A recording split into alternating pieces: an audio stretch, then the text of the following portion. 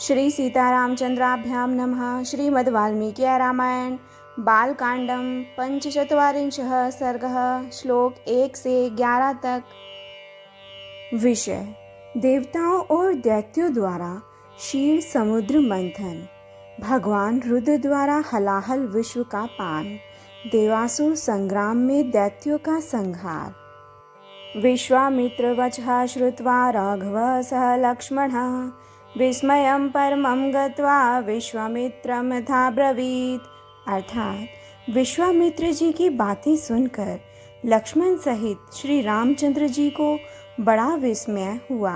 वे मुनि से इस प्रकार बोले: अत्य अद्भुतमिदं ब्रह्माण्य कथितं परमं त्वया, गंगावतरणं पुण्यं सागरस्यापि पूरणम्।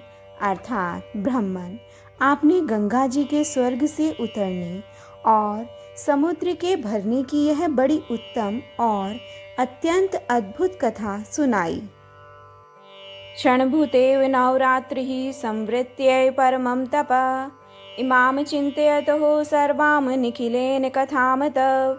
अर्थात काम क्रोध आदि शत्रुओं को संताप देने वाले महर्षि, आपकी कही हुई इस संपूर्ण कथा पर पूर्ण रूप से विचार करते हुए हम दोनों भाइयों की यह रात्रि एक क्षण में के समान बीत गई है। तस्य सा शर्वरी सर्वा मम सौमित्रिणा सह, जगाम चिंत्यानस्य विश्वामित्र कथां शुभाम। अर्थात विश्वामित्र जी लक्ष्मण के साथ इस शुभ कथा पर विचार करते हुए ही मेरी यह सारी रात बीती है। ततः प्रभाते विमले विश्वामित्रं तपोधनम्, उवाच राघवो वाक्यं कृताग्निकमरिन्दम।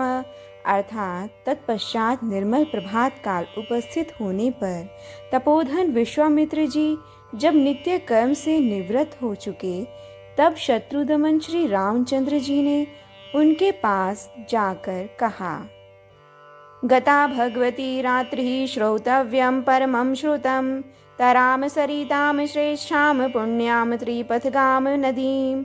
अर्थात मुने, यह पूजनीय रात्रि चली गई, सुनने योग्य सर्वोत्तम कथा मैंने सुन ली। अब हम लोग सरिताओं में श्रेष्ठ पुण्य सलीला त्रिपथा गामनी नदी गंगा जी के उस पार चले।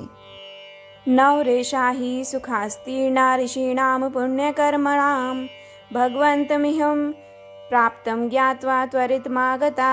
अर्थात सदा पुण्य कर्म में तत्पर रहने वाले ऋषियों की यह नाव उपस्थित है, इस पर सुखद आसन बिछा है।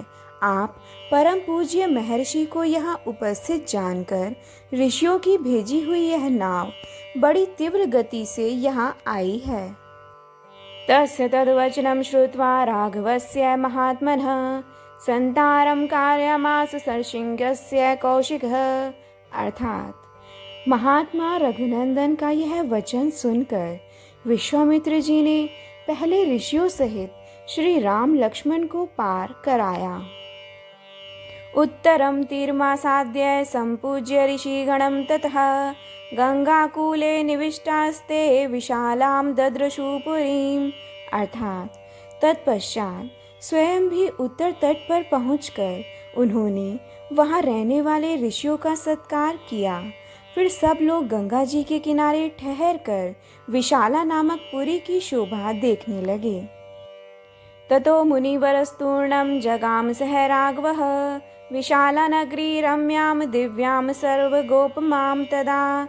अर्थात तदनंतर श्री राम लक्ष्मण को साथ ले मुनिवर विश्वामित्र तुरंत उस दिव्य एवं रमणीय नगरी विशाला की ओर चल दिए, जो अपनी सुंदर शोभा से स्वर्ग के समान जान पड़ती थी।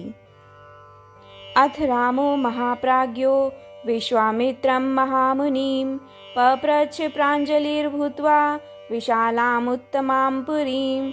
अर्थात उस समय परम बुद्धिमान श्री राम ने हाथ जोड़कर उस उत्तम विशालापुरी के विषय में महामुनि विश्वामित्र से पूछा। जय जय राम सीता राम, जय जय अवधपति श्री